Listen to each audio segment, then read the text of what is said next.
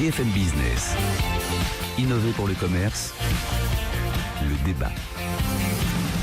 À la Paris Retail Week cette semaine, on a discuté de la digitalisation du point de vente et sachez que selon l'étude Shopper Observer dévoilée par Havas, 60% des Français de 18-24 ans ont envie de magasins où ils peuvent faire autre chose qu'acheter. Autre chose qu'acheter. Voilà, vous imaginez donc bien que réalité virtuelle, réalité augmentée, ça peut apporter pas mal de choses à l'expérience en magasin. Le secteur de 6 milliards d'euros l'an dernier devrait atteindre 150 milliards en 2020. Jérémy Verdeau, bonjour. Bonjour Karine. Vous êtes le cofondateur de Smart Pixel. Manuel Jacquinet, bonjour. Bonjour. Rédacteur en chef de En Contact. Alors la réalité virtuelle, en général, ça nécessite le port d'un casque ou de lunettes. C'est vraiment, on entre en immersion. La réalité augmentée, c'est plus votre truc. Ça, chez Smart Pixel, vous utilisez des produits comme écran. Exactement, grâce à de la projection. Donc c'est un gros avantage, c'est que comme on n'a pas besoin d'équiper les consommateurs en casque, ils restent accessibles pour le vendeur et ils restent en train de participer à l'environnement. Et nous, le but, c'est de transformer les produits en écran pour faciliter l'achat de produits complexes. Par produits complexes, c'est des produits personnalisables que vous ne pouvez pas voir, ils n'existent pas encore pour vous. On va vous les montrer tels quels et vous allez pouvoir les commander et les recevoir un peu après. Donc vous travaillez avec des gens comme Berluti, Nike ou encore Disney, le BHV.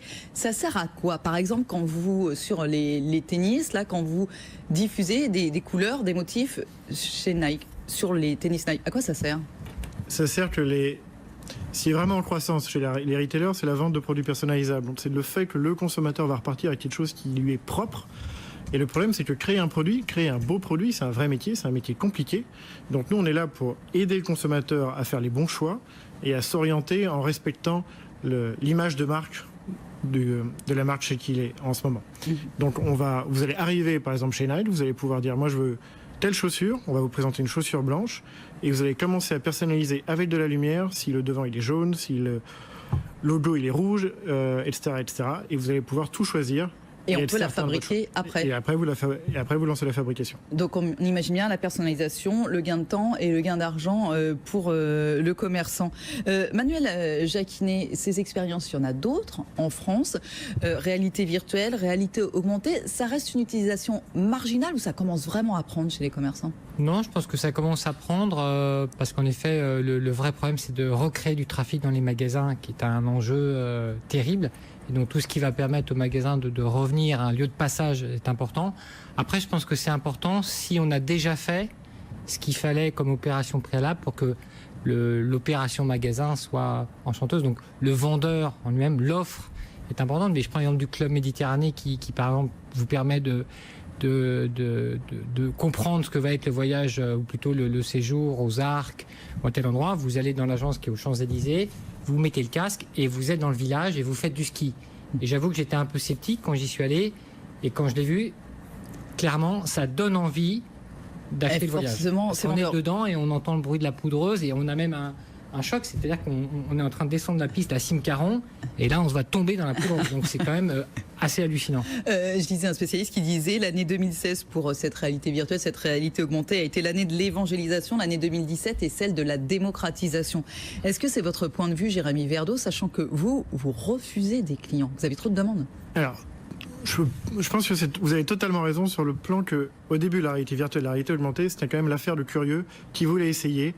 Et maintenant, on est en train de passer ce cap-là et on est en train d'arriver à un moment où les marques disent « c'est très bien, mais je veux un retour sur investissement. Je veux être capable de mesurer. Si je mets une technologie en magasin, elle doit produire et je dois le savoir. » Et on est en train de rentrer exactement dans cette phase où on n'est plus juste le petit gadget qui est très sympa et dont on parle, mais on résout un vrai problème qui existait et on a une solution à ça. Donc ça nécessite de mesurer et ça nécessite d'apporter une solution qui soit complète, en fait, qui va jusqu'à l'autre d'achat. Alors, question très pragmatique, combien ça coûte de se payer Smart Pixels, une expérience Smart Pixels en magasin? Alors, c'est de la location de machines, donc vous allez équiper vos magasins et en fait vous avez loué chaque machine et les machines coûtent quelques milliers d'euros par mois. Mais avant, il faut que vous fabriquiez cette machine spécifiquement pour chaque client et alors là, ça a un coût aussi. Pas forcément, ça dépend du produit en fait. Si c'est des produits classiques, il n'y en a pas. Et ça rapporte combien alors? Vous disiez retour sur investissement. Est-ce que vous savez déjà que si j'installe cette machine, je vais vendre oui, alors plus de chaussures? On a nos premiers chiffres qui sont plutôt très bons, donc on est ravis. En général, au minimum, ça permet d'augmenter les ventes de l'ordre de 60 à 70%. Et les taux moyens, c'est plutôt de l'ordre de 200%. Manuel Jacquinet, vous parliez d'expérience tout à l'heure, vous nous racontiez cette expérience-là. Il y a eu aussi par exemple Decathlon qui permet de faire découvrir ses tentes, justement au lieu d'aligner toutes ces tentes, les tentes Quechua, là on peut regarder ce que ça donne virtuellement parlant, en immersion. Est-ce qu'on a déjà des retours? Est-ce que c'est d'abord de la com ou est-ce que c'est un vrai plus? Est-ce qu'on fait plus d'achats avec ça? C'est une question passionnante. Je pense que c'est la question, parce que la question pour un président, un commerçant, c'est l'arbitrage aujourd'hui. C'est où est-ce que je vais mettre l'argent? Donc forcément, la question de la mesure de ce que va produire l'achat de la technologie est important. Ce qu'on sait, peut-être pas sur la réalité augmentée, c'est que l'expérience client rapporte, ça c'est clair, elle rapporte en enchantement, en fidélité ou en chiffre d'affaires.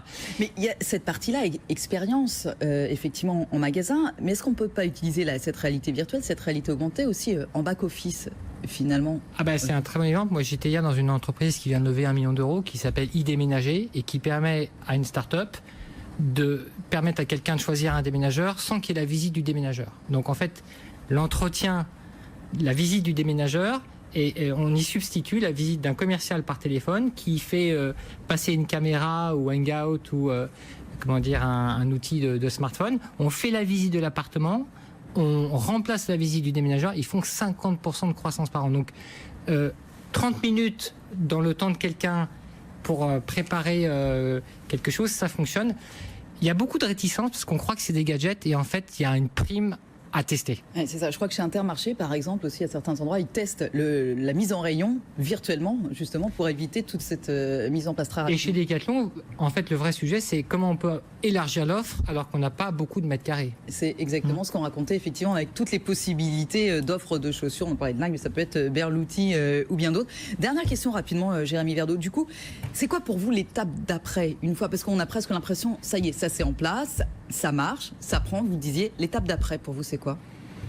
Alors, il y a un peu deux questions. Il y a la question pour la réalité augmentée en général, où ça va de plus en plus se démocratiser et ça va se substituer à certaines technologies qui sont existantes maintenant.